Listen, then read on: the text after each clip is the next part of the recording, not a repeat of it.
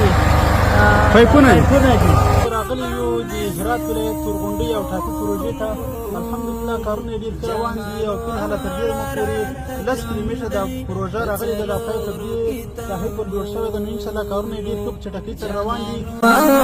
راته ګران دی په څلورو کتابونو زه به وزم ته یې ګورم له دې ټولو بندیزونو جهان واړه راته ګران او دا د هرات خاوره ده او موږ اوس راغلي یو د ټاپي پروژې لیدنه کوو او دلته راغلو. ماشاءالله ښه خوندور کار روان ده، ښه تیز کار روان ده. الحمدلله دا د امارت یو لاسته راوړنه ده چې بس یو داسې خوندور کار روان ده. دلته هر غالم ناکام دی، دلته کله چا شر کړي